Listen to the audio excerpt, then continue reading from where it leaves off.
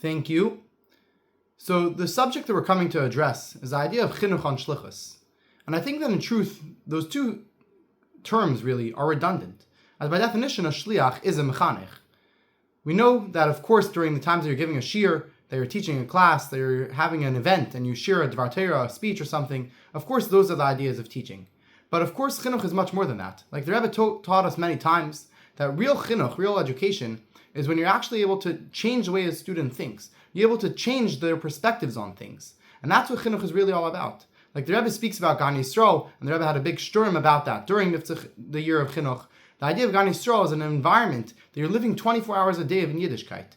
In other words, it's not only about the learning class, the times a day that you're officially learning Torah, so to say, but every single moment of your day that's lived in a way of Yiddishkeit is an opportunity for you to be able to teach somebody else, whether it's by actually telling them things, or it's by living by example.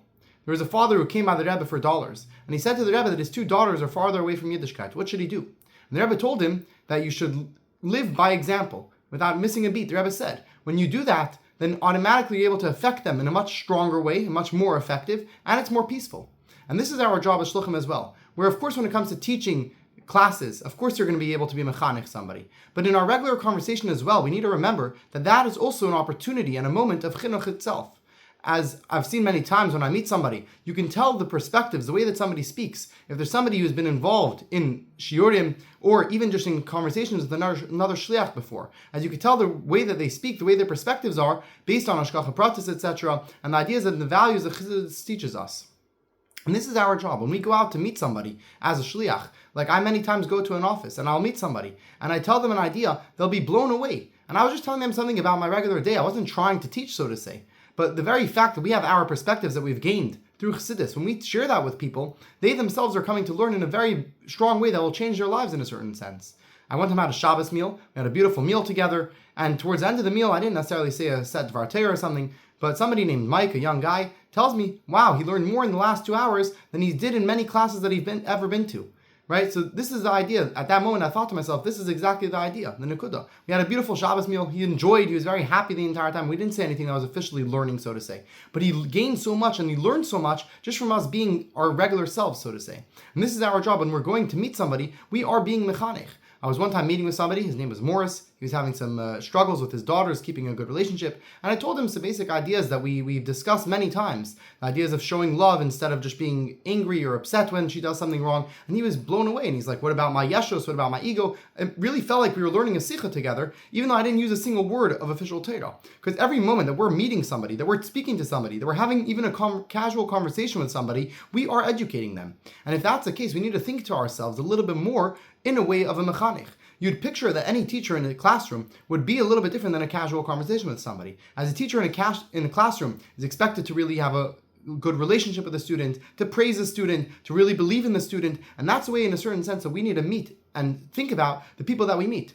There's many times that I meet somebody and they'll tell me, you can't eat that because it's not kosher. Or on Shabbat, you're not allowed to do that, or you could do that because you keep Shabbat. And I right away always try to interject and say, that's not really accurate, as you are also part of the Yidden. You also don't eat that food. Okay, it could be right now you're having a hard time with that, but you are somebody who doesn't eat that food either. And this is something that the Rebbe taught us, that when we think of somebody, you shouldn't think of them as somebody who's lower, who's not shaykh to it, so to say. When we really believe in a Talmud, you believe in somebody that he can do it, that helps them themselves be able to be picked up. And sometimes they'll respond with a smile, sometimes they'll say, wow, and you know what? You're raising them up to a place that they can really believe in themselves, that they are shaykh to all the mitzvahs of the Torah.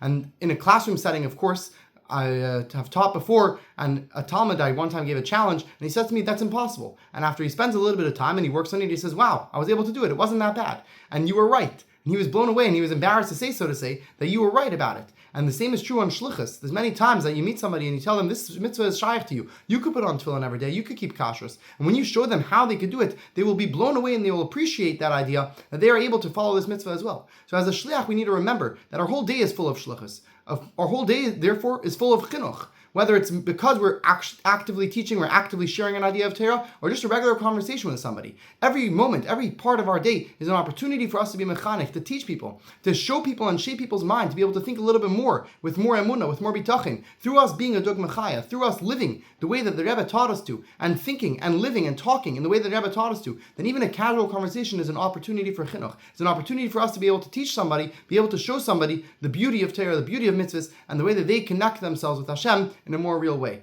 So l'chaim, we should all work and think a little bit more, like a mechanech, a little bit more in the terms of chinuch, be able to adapt that into our lives, to constantly realize the achrayas and the schus that we have, to be teaching a whole generation of people in a way that they're able to learn Torah and be able to grow in everything that they do in a proper way. L'chaim.